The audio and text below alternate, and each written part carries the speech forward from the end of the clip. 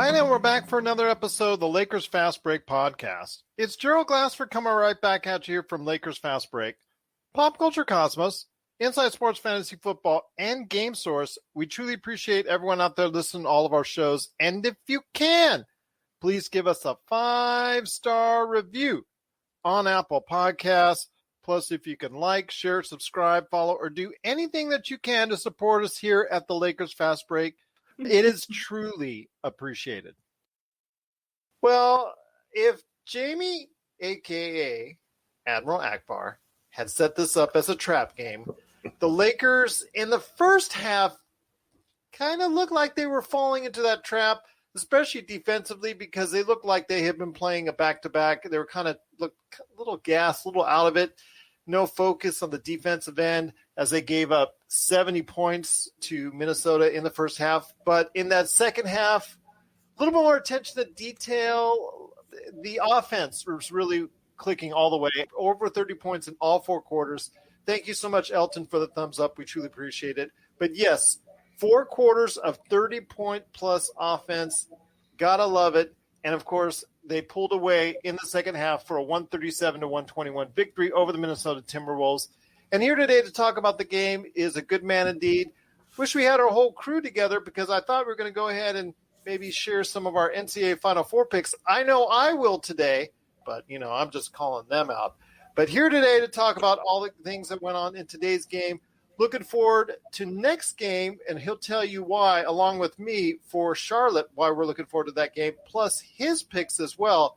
It is LakerTom. And LakerTom, again, kind of not really focused on the defensive end. They kind of just said, okay, we'll score, you score, we'll score, we score, because it was 71-70 at the half. But in that second half, enough defense, not great defense, but enough defense, but mainly they just kept on their gas on the pedal.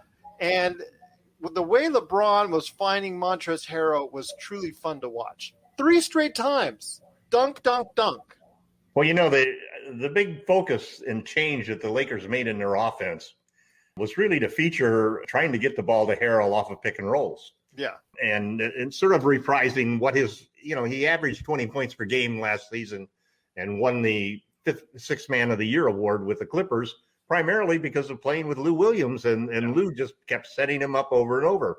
Well, when AD went out, basically the Lakers re-strategized how they were going to use Harrell, and it's really worked wonderful. And I think that it's given a boost to his game. It's added to the number of assists that we've generated, and Montrezl has responded beautifully. It's great to see him play really well. In fact, the 3 guys, other than, this is the same formula as we used last night. Beautiful triple-double by LeBron James, including some excellent 3-point shooting near the end of the game.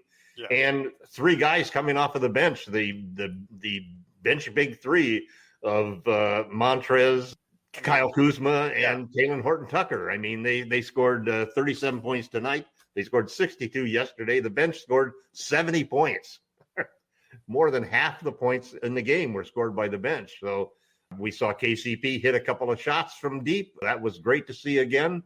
The defense, as you said, allowing both teams to score 70 points in the first half was pretty much Matador defense. But we clamped down in the second half, only allowed 51 points, came back strong, built up that lead, held on to it pretty steadily, and was a good back-to-back situation. The thing that Laker fans just have to remember is these were the Dubs, the weakened Dubs, and the worst team in the league, the Timberwolves.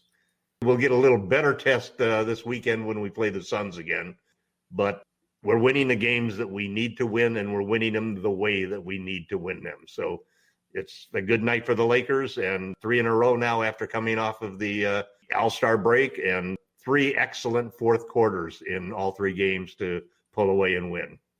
Well, they need to keep the pace up because Utah did have a victory tonight in Boston, so They do need to keep the pace up with Phoenix and the Clippers fighting for that second place spot, hoping that Utah might go into a little bit of a skid so that they can, at least be somewhat competitive by the time AD comes back. And that's what we're trying to do. We're trying to tread water. We're trying to stay within earshot. We're trying to stay within range 2-3 games within Utah or whoever's heading the Western Conference at that time when AD comes back. And if we can do that, if we can maintain that, that's really something special right there. And I really think that will send us a good sign out to not only for the Lakers fans out there, but also to the rest of the Western Conference that the Lakers do have a very good chance of winning this season.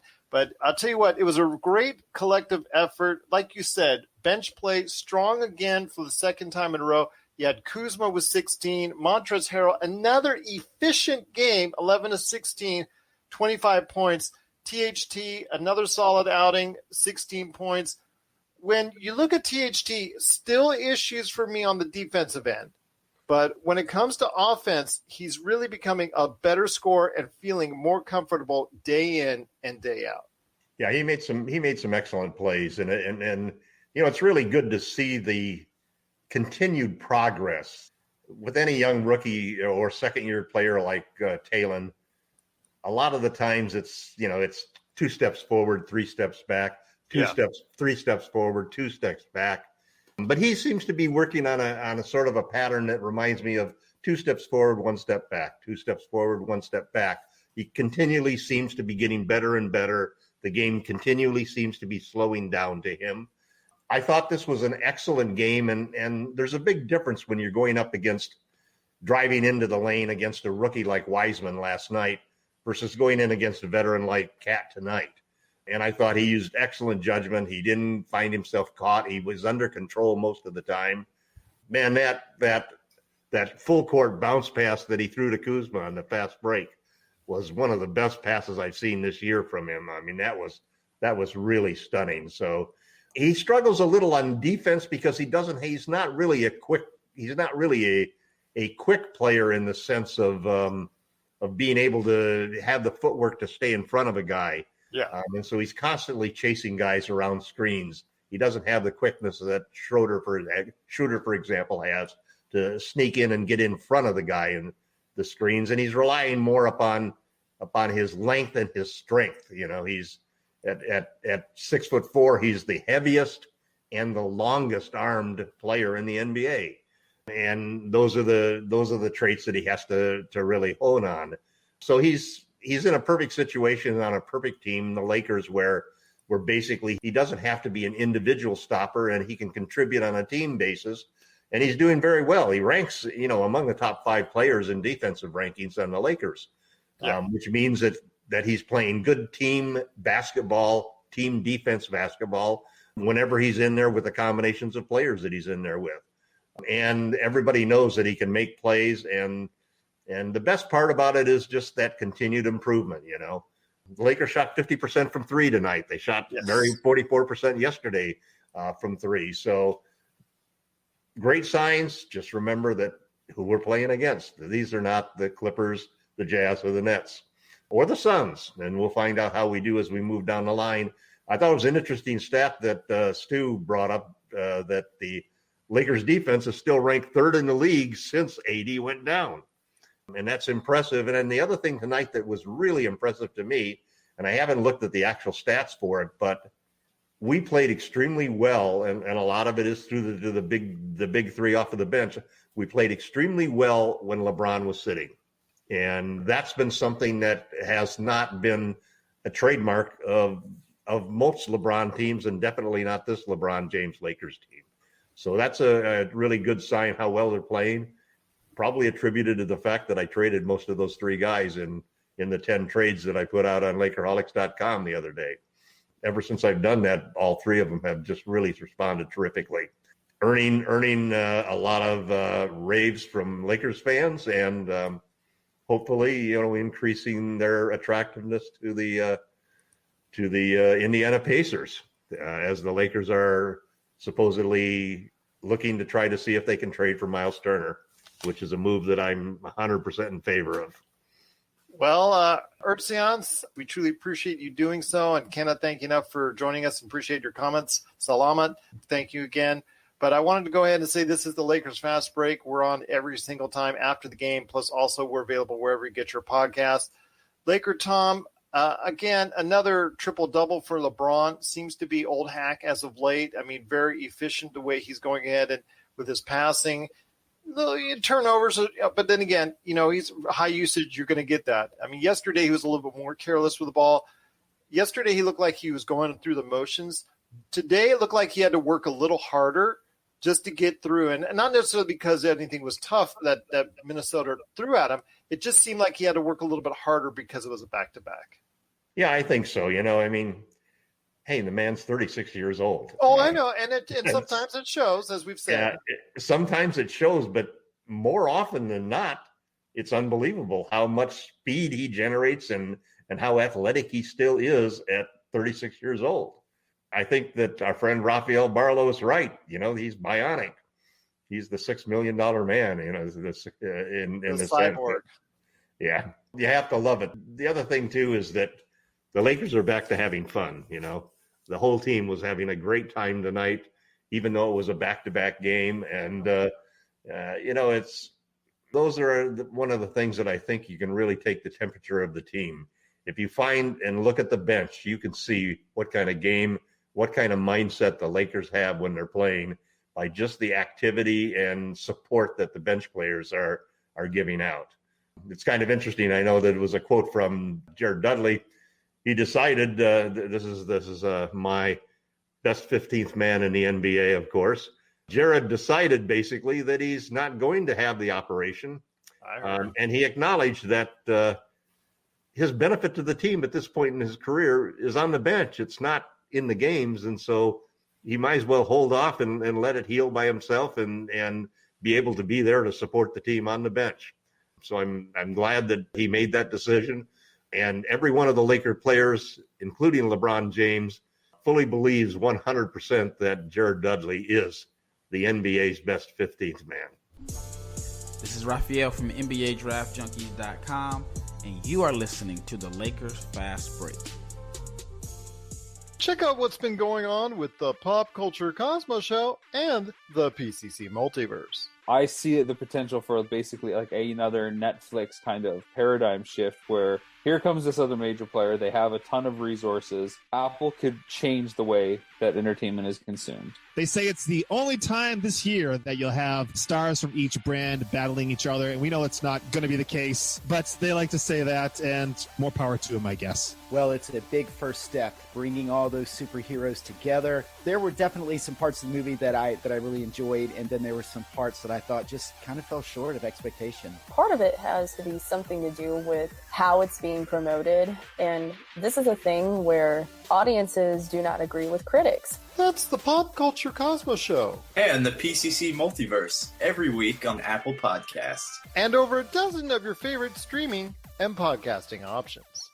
I agree with you when you say, let's not read too much in the tea leaves when you play Minnesota and Golden State back-to-back. Golden State really inept at times defensively. In fact, they did beat Utah the other day, but they had to give up 119 points in doing so. Their offense had to really be on point to go ahead and do that. So I don't want to take too much away from both these games, but it is nice. I will take it. But you do have to be concerned going forwards that the Lakers, with their streaky shooting, can go awry real quick. I threw you that trade. I don't know what you thought about it on Twitter. I sent it to you DM, basically trying to go ahead and see if we can pry Rashawn Holmes and Bielitsa, who's a 41% three-point shooter. You wouldn't have for guards, as far as I know, because you're looking for a little bit of backcourt help. But both for KCP and a pick, I didn't think that was too bad. Your TradeNBA.com, which you recommended, said it gives the Lakers 18 extra wins. Yeah. It's kind of funny about the ratings in the Trade NBA. One of the problems I had is when I set my rules for putting up my 10 trades, I wanted to make sure that all of the trades were, let's say, that nobody had a bigger advantage than 3 wins as a result of the trade. Well, one of the oddities, and it must be according to how they're running their stats, whether they're using per or how they're rating different players so that they can evaluate the trade, they just love Wesley Matthews. If every time I tried to trade Wesley Matthews, it gave the other team like 15, 18, 20 extra wins, and it was just hilarious. I could put Alex Caruso in there and it'd come down to 3. I put Wesley in there and it'd jump up to 15. The thing that I was trying to do with most of those trades really is not necessarily bringing in a higher percentage shooting 3-point shooters. because our problem is. But he is a basically- volume. He is a volume shooter. Yeah. I like Bjelica. I think Bjelica would be a good addition. And then you have Holmes who's playing right now extremely well, double doubles and block shots. The other thing too about Holmes is that he has range. He can shoot a three. But he's also smaller, 6'10". So but he's more of the Montrezl Harrell type of offensive player. He has that. But little he can kick shot in the switch. middle. He can switch. I still see the volume 3-point shooters are the ones that you want. You want the guys. I mean, you go up against the Nets. They got two guys, in Irving and Harden who shoot 11 threes a game. I mean, I'm just saying. It's really difficult. If you were to ask, for KCP and a second rounder, and that's what I was offering you, and you get Bjelica, and also as well you get Richaun Holmes, who both are on 1-year contracts, who both are going to be free agents, and that money's going to come back to you. If you want to keep them, try and see if you can keep them. But they're playing really well for Sacramento on a team that's not doing very well. Turner, that's going to be a hard deal, and a lot of people really want to go ahead and get him. Well, we'll see what happens. I think that the thing about Turner is that he's an unusual player because there aren't many rim protectors and long 3-point shooters in the league. Cat's one of them, Embiid's another, but it's really rare to have a modern two-way center. And the problem that the Pacers have is that it's just not a good fit with two playing along with Sabonis. The numbers with Sabonis, and this is the reason why I'm sure that the article in the Indiana newspaper that triggered this whole thing was a release by the front office of the Pacers, who basically are trying to create a lot of interest so that they can hopefully walk away with a great deal for Miles Turner. And it's because that he and Sabonis don't play well together. They're continuing to have a negative net differential, and it's grown every single month from December. They played the 2 or 3 games in December, and they had a great start to the season. And everybody was talking about how the new head coach was able to finally solve this problem of how to get the 2, 6'11", 250-pound guys who both are really natural centers playing together. And it hasn't worked out. And so they obviously are going to move Turner. And the question is, who's going to make the best offer? Because the Clippers are interested in it. The Pelicans are apparently interested, and the Knicks and the Lakers.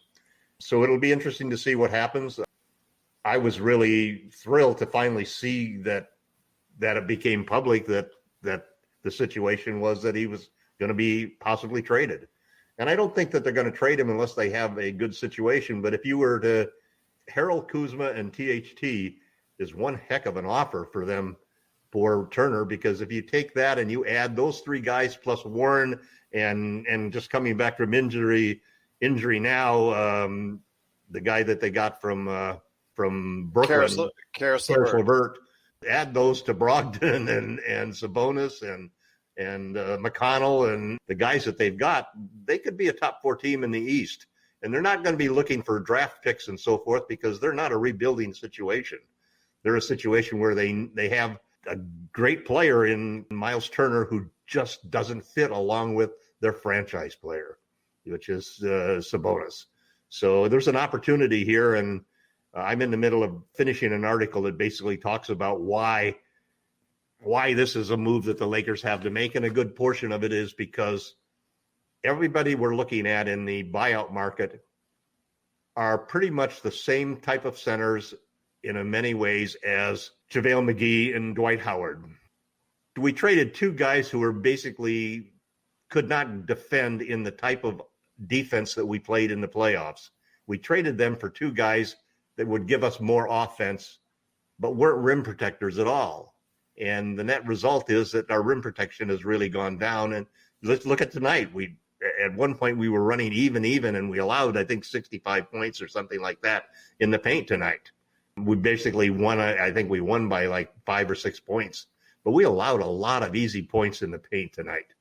And that's not something that we can allow in the playoffs. And in the playoffs where you're not going to see Andre Drummond or Hassan Whiteside playing the role that Markieff Morris played last year.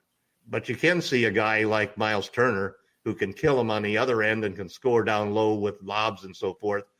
and is a little more mobile and definitely more mobile than and able to defend the rim than Harold or Gasol are at this point in time. We just got a scare with Anthony Davis. And I think the last thing we want to do is to go into the playoffs this year with AD playing 50% of the time at the 5. I don't think that's the formula for protecting his career and for making our defense more dominant. We need a rim protector who can also switch, rotate, and play that aggressive perimeter defense that we have when we really want to go all out and we're doubling and trapping people. And Miles Turner is a guy who can do that and give us the stretch. He's basically what we hoped, at least I think the Lakers hoped, that we would get from Marc Gasol when we signed him. Well, I'm just going to say this. I think that there are better offers out for Turner. I think especially with the Celtics. It'd have to be an awfully. I mean, when you look at a couple of things. Look at how well Kuzma played against the Pacers and how PhD played against the Pacers. How they're playing and how he and Harold are playing right now. If Boston thinks about it, okay, we should have got him in the summer. We didn't. We blew it. But I will go from now. They were going for Hayward. They wanted Hayward in that deal. They didn't want picks. Well, I know. But they've got that now sweet trade exception of what, $27 million. What does that help? That can fit under your cap. That doesn't do anything for them because they still Indiana wants something back. Yeah, it's I know. Not but what Boston can do. Yeah, Indiana can take his entire salary for nothing. But Indiana can dump another salary along with that. See, I mean, okay, Indiana doesn't have another salary to dump. They don't have any bad salaries. No, they don't have any bad salaries left. They traded Oladipo. The other salary that they want to get rid of is Miles Turner's 21, but they want to cash that in. And they don't want to cash it in on draft picks, which is basically really what Boston has mostly to offer. Well, they got it. I don't know, because draft picks are kind of nice. You think they're going to give him Brown? Well, Indiana's got no real chance to go ahead and reach high limits here in the playoffs this year. So maybe those draft picks could be very. I don't know. LeVert coming back will help them a lot. Do you really see them getting into the top 4 seed? I mean, they're under 500. I think now. If they got THT, Kuzma, and Harold, they could. It's a 3-team race. The 4th spot is wide open. The 4th spot right now is Miami, and they've been on a hot streak. They're now starting to play somewhat similar to what they did. It'll be a battle between Miami and the Celtics and the Pacers. But and even if it's not just this year, the Pacers aren't even in the top 8 right now. They're actually So no, but they're not going to rebuild. They're not going to tear that team apart, and they're not going to give up somebody like Miles Turner for a bunch of draft picks. Especially not Celtic draft picks that are going to be middle of the road. They want players. That was a foolish move by Danny not to send them Gordon Hayward. That was a trade made in heaven by a guy who just can't pull the trigger. We're signaling the ref for a quick timeout, but we'll be back with more of the Lakers Fast Break podcast. Well, let's talk about what's coming up for the Lakers here then, if that's the case. That is Charlotte. I know we're excited to go ahead and see Charlotte because it's the first time we'll actually see LaMelo Ball face off against the Lakers. And I want to hear your thoughts on that. Plus, you'll also be able to get a look at one of the hottest trade commodities that's out there in Devontae Graham. Yeah, I'm a big Devontae Graham fan, and they have a terrific set of guards right now. And they're volume three-point shooters. You know, you have to give a lot of credit to Mitch Kupchak for what he's done in turning the team around, because the moves that they made were really a surprise to everybody. You know, signing Gordon and drafting Melo. Ball fell into his lap. Yep, he fell into his lap, but still, when you've got a good starting backcourt already and you have a choice to make, and he made the right choice, which is basically that when you have one of the top 3 or 4 draft picks, you take the best player regardless of. Well, it was a 3-player draft. Right. 3-player draft. So, I mean, Wiseman was taken before, and then, of course, Anthony Edwards, who looked good, but it looked like he's going to be a great scorer in this league. Is he going to be something more? I'm not sure yet. I think a lot of people are still questioning that, but LaMelo Ball, we are going to get a taste of it. I love LaMelo Ball. I love Lonzo Ball. I love LaMelo Ball. I think that LaMelo is going to be better than Lonzo because he's taller, he's bigger, and And he has, he's not the defender that Alonzo is, but he's a better shooter and he's maybe a better playmaker. I mean, he's definitely better going to the rim. I mean, that's not easy. That's not hard to do. And he hits free throws. That's a big difference. That is a big difference indeed. But they got an exciting team. I mean, Terry Rozier is playing really well. I mean, you can feel the Celtics thinking about, man, if we had Rozier instead of Kemba at this point in time, we might be ahead of the game.